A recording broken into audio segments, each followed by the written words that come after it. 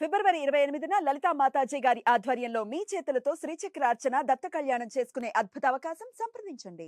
నమస్తే, welcome to Suman TV. నేను పద్మిని. ప్రస్తుతంతో పాటు ప్రముఖ ఆధ్యాత్మికవేత్త, సూర్య ఉపాసకులు, Sun Spiritual Society founder Vikramaditya garu మనతో పాటు ఉన్నారు. మాట్లాడదాం. సార్ నమస్తే. సార్ సూర్యోస్మి తల్లి. సార్, బాడీ పార్ట్లో ఒక పార్ట్లో గనక కొవ్వు పేరుకుంది అంటే చాలా అసహ్యకరంగా మొత్తం యావత్ మా శరీరం అంతా కనిపిస్తుంది. అదే పొట్ట. ఈ ఎక్స్ప్రెషన్ చూసారా? పొట్ట డెఫినెట్లీ అది అసహ్యకరం కాదు, అది ఇంకా చాలా ఇబ్బంది పెట్టేటటువంటి పరిస్థితి కూడా ఉంటుంది. శరీరాన్ని పడగొడుతుంది కూడా కొన్ని సందర్భాల్లో. పొట్ట చాలా అంటే ఏదో నవ్వుకోవడానికి బాగుంటుందేమో కానీ అది ప్రాణాంతకం కూడా అయ్యే పరిస్థితి ఉంటుంది అని చెప్తూ ఉంటారు కదా. మరి పొట్టను తగ్గించుకోవటం ఎట్లా? పొట్టను అంటే అదేమో వచ్చేయడం ఈజీగా వచ్చేస్తుంది, పోవడం మాత్రం చాలా ప్రేమ, మమ్మల్ని వదిలిపోదు. ఏం చేయాలి అసలు ఈ పొట్ట నుంచి, పొట్ట అనే పెను ప్రమాదం నుంచి బయటపడాలంటే? పొట్ట సకల రోగాల పుట్ట అది అంటారు. సమస్తం పుట్టలోనే ఉన్నాయి. ఆ పుట్టను సరిగ్గా కాపాడుకోకపోతే అందులో ఎలుకలు కాపురం చేస్తాయి, ఏలిక పాములు కాపురం చేస్తాయి, మన జీవితాన్ని నాశనం చేస్తాయి. ఊరికే ఏది పెట్టమ్మా. పెద్దలు మాట మాట్లాడారంటే దానికి తగ్గట్టుగా పెడతారు. అందుకని నువ్వు ఏవి తింటున్నావో గమనించి తిను. మీకు అదేదో సినిమాలో బ్రహ్మానందం గారికి ఆ వెధవ పొట్టేసుకుని వాడి మొహానికి ప్రేమ ఒకటి, ఏడ్చాడు వెధవ. ఆ వెధవ పొట్టేసుకొని వాడి మొహానికి ప్రేమ ఒకట, తప్పాల మొహం వాడు. అదేనా? కాదమ్మా, అదుర్సులో అనుకుంటా వాడికి భోజనం పెట్టి పొట్ట కడుపు నిండా తిండి పెట్టేస్తారు. బ్రాహ్మణ్ అదుర్సు కాదు ఇది, మన రామ్ చరణ్ తేజ్ గారిది. అవును, అక్కడ కడుపు నిండా పెట్టేస్తే బిర్యానీ తినిపించేస్తారు, పొట్ట ఉబ్బిపోతుంది. ఫుడ్ ఎలా తిన్నావయ్యా? నేను తెల్లేదు సార్, కుక్కారు. ఇంతేలా కుక్కుతారయ్యా? అర్జెంట్ గా ఆపరేషన్ చేసి ఫుడ్ బయటికి తీనైనా నీకు దండం పెడతాను. ఆపరేషన్ చేసి బిడ్డను తీస్తారు కానీ ఫుడ్ తీస్తారా? చాలా భయంకరంగా ఉంటుంది, చాలా భారంగా ఉంటుంది అమ్మా, దుర్భరంగా ఉంటుంది. చాలా మనం కామెడీగా అనుకుంటున్నాం కానీ ఫేస్ చేసేవాళ్ళు నిజంగా. నాకు అంటే ఎక్కడికైనా వెళ్ళి మనం ఒక 2-3 రోజులు జర్నీ చేసి వస్తే కొంచెం అన్కంఫర్ట్. నా నడకలో, నా దైనందిన జీవితంలో నేను చేసే సూర్య నమస్కారాలు కానీ, నా వాకింగ్ కానీ ఇబ్బంది అనిపిస్తుంది. అప్పుకుని ఏదైనా రోడ్డు దాటేటప్పుడు మనం చాలా షార్ప్గా ఉండాలి కూడా. ఎప్పుడైతే పొట్ట అనేది అనేవేన్గా ఉందో బ్రెయిన్ షార్ప్నెస్ తగ్గిపోతుంది. ఓకే, మన ఫస్ట్ మెథడ్ ఇదే, ఒరిజినల్గా ఇదే అనుకుంటాం కానీ మన ఫస్ట్ బ్రెయిన్ ఇది. దీన్ని చాలా బాగా కాపాడుకోవడం అనేది చాలా అవసరం ఇప్పుడున్నటువంటి రోజుల్లో. చూడండి, పిల్లలు చాలా సఫర్ అయిపోతున్నారు. చిన్న పిల్లల్లో కూడా ఉంది ఇది, చాలా సఫర్ అయిపోతున్నారు. అంటే మనం చూపించేటువంటి ప్రేమ, గారాబం ఇవన్నీ వాళ్ళ జీవితాలని నాశనం చేసేస్తాం.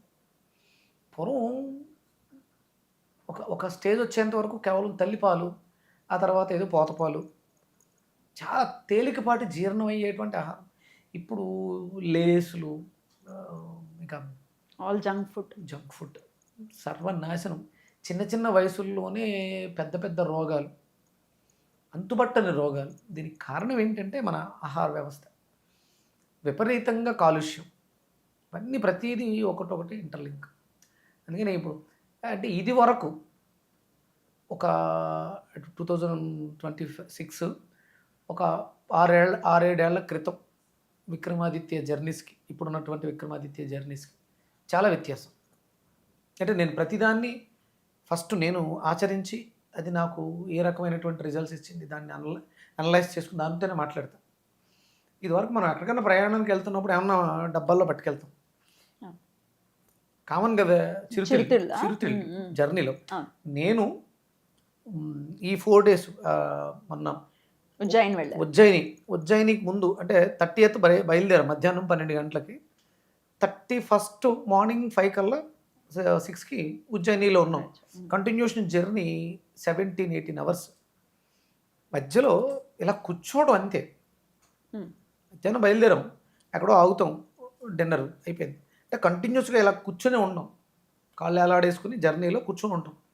ఏదో డ్రైవింగ్ సీట్లో మా ఫ్రెండ్స్ వాళ్ళు మారుతూ ఉన్నారు, ఇలాగే కూర్చొని ఉన్నాం, నచ్చింది తిన్నాం, ఉజ్జయినిలో దిగాం, అవన్నీ చూసుకున్నాం, మళ్ళీ బయలుదేరు. ఎక్కడైనా ఏమాత్రమైన అలసట లేకపోతే లేదా కనపట్లేదు. ఇప్పుడైతే నిన్ననే వచ్చారు. ఇవాళ తారీఖు ఎంత?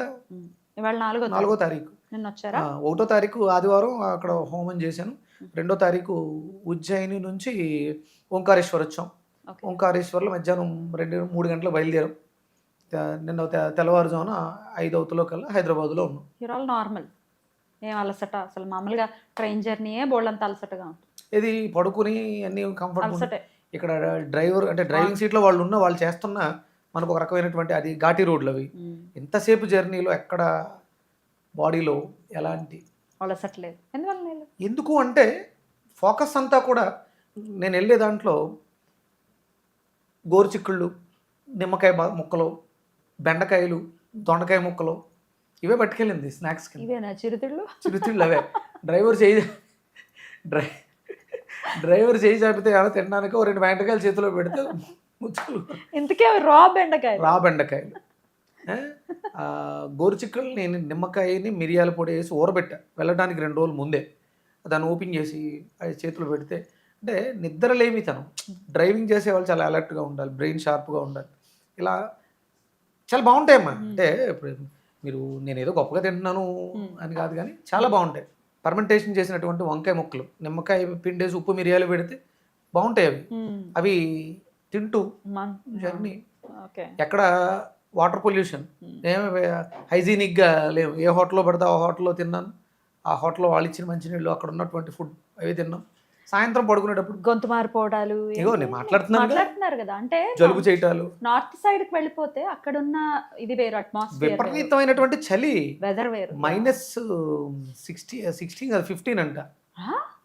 15 Minus మైనస్ కాదు, అదే 15 degrees. 15 degrees. ఎంత చల్లగా ఉందంటే అసలు కాలు కింద పెట్టలేనంత చలి ఉంది. క్షిప్రా నదిలో ఉదయం స్నానం ఆ చల్లనీళ్ళలోనే, నర్మదా నదిలో ఉదయం చల్లనీటిలోనే స్నానం. ఎక్కడ జలుబా?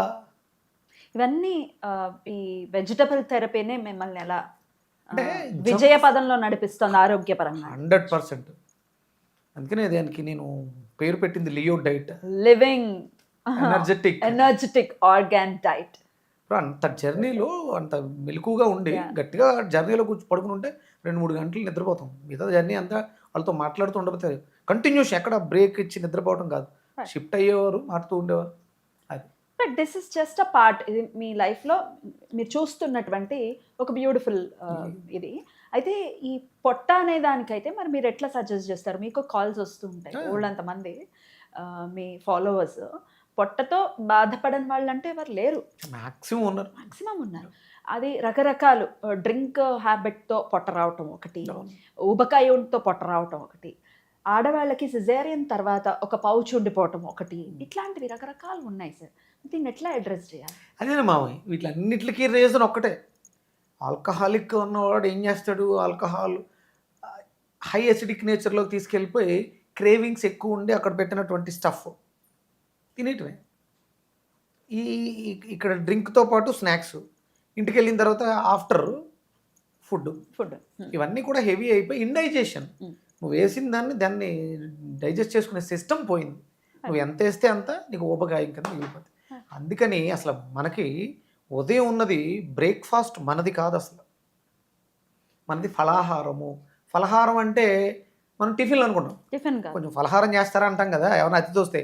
ఫలహారం అంటే పళ్ళు ఫలాలు, అది ఫలహారం. అది ఒక 2 ఇడ్లీ, ఒక దోశ, ఒక వడ కాదు, అది ఆహారమే. అది ఆహారమే. నాది అదే. పొద్దుటే లేచిన వెంటనే ఏదో కొంచెం వేడి నీళ్ళు, తేనె, నిమ్మకాయ తాగేసి వాకింగ్కి వెళ్ళిపోతాను. వచ్చిన వెంటనే పొట్లకాయో, వంకాయో, దొండకాయో, బీరకాయో ఏదో ఒక జ్యూస్ 2-3 గ్లాసులు. సంధ్యావందనం నడుస్తూ ఉంటుంది. సంధ్యావందనానికి మధ్యలో గ్యాప్లో హోమానికి, నిత్యాగ్నిహోత్రానికి, సంధ్యావందనానికి మధ్యలో ఒక 2 గ్లాసులు జ్యూస్ ఉంటుంది, వెజిటేబుల్ జ్యూస్. దాని తర్వాత ఏదైనా ఒక ఫ్రూట్. అయిపోయింది హ్యాపీగా. అద్భుతమైనటువంటి జీవితం. ఎట్లా మార్చుకోవాలి ఒకసారి?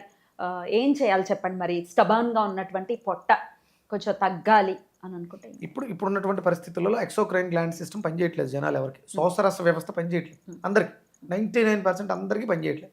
దానివల్లే విపరీతమైనటువంటి దగ్గులు, జలుబులు, ఇండైజేషన్, గ్యాస్ట్రిక్, అల్సర్స్, చెప్పలేనని పేర్లు వస్తున్నాయి.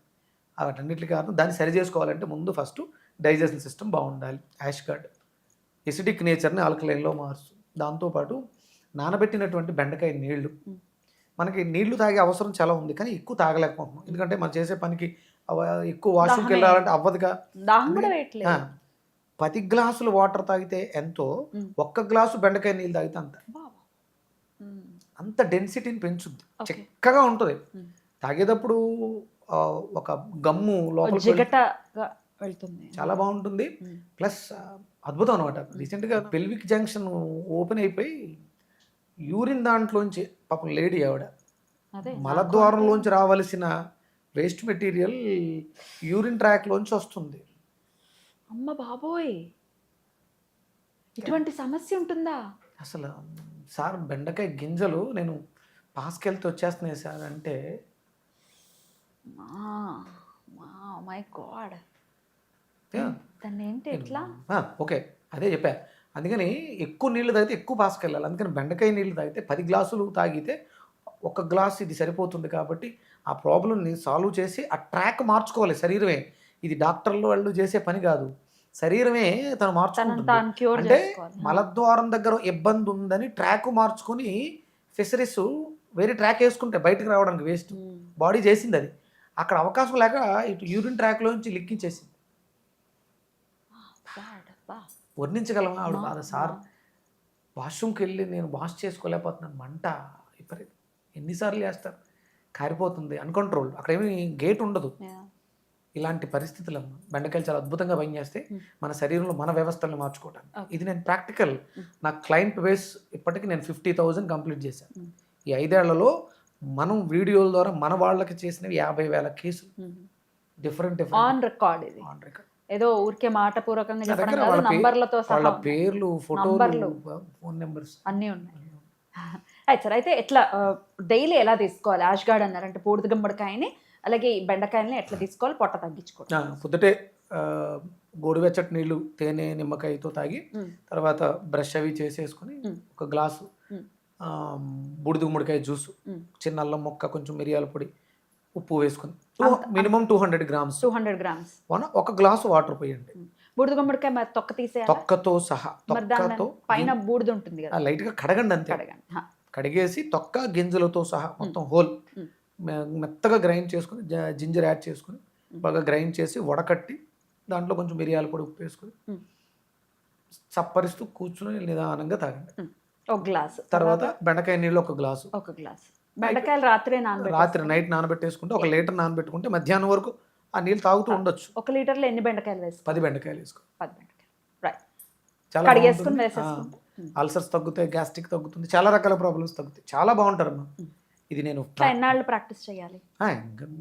ఇది ఇప్పుడు ఇది మనకు మేలు చేస్తుంది, బాగా హెవీగా ఉంది అంటే బూడిద గుమ్మడికాయ కంటిన్యూ చేయడానికి మనకి 2-3 నెలలు సరిపోతుంది. బెండకాయ నీళ్లు మనం రెగ్యులర్గా కూడా డైలీ వాటర్ అవసరం. 15 లీటర్లు 25 లీటర్లు తాగాలి అంటే మన వల్ల అవ్వదు. అందుకని 1 లీటర్ బెండకాయ నీళ్ళు తాగితే 10 లీటర్లకు సమాధానం చెప్తాం. ఇప్పుడున్నటువంటి పరిస్థితులలో అవి చాలా అద్భుతం. అది మనం ఇవన్నీ కూడా జీవితాంతం చేసేవే, చేయడానికి అనుకూలమైనవి, మెడిసిన్స్ ఏం కాదు. ఒక కంటిన్యూ 3 months చేసాం, 1 month గ్యాప్ ఇచ్చాం. మనం రెగ్యులర్గా చెప్తూ ఉంటాం ఈ నెలలో ఇవి తాగండి అని, వచ్చే నెలలో ఇంకోటి ఏదో చెప్తాం. ఆ నెలకు సంబంధించిన వెజిటబుల్స్ మన చుట్టూ ఉండేవే, ఇవే తాగాలని లేదు. బీరకాయ తాగొచ్చు, బెండకాయ తాగొచ్చు, దొండకాయ తాగొచ్చు, వంకాయ తాగొచ్చు, సమస్యను బట్టి. పొట్టకైతే ఈ రెండింటిని మనం యూటిలైజ్ చేసుకోవాలి. రైట్ సార్, చాలా బ్యూటిఫుల్గా ఎక్స్ప్లెయిన్ చేస్తారు. ఇంకా ఏమైనా దీని గురించి తెలుసుకోవాలి అని అనుకుంటే కనుక కామెంట్ సెక్షన్లో రాయండి, నేను అడ్రస్ చేస్తాను. థ్యాంక్ యూ సార్, నమస్తే. సూర్యస్మిత.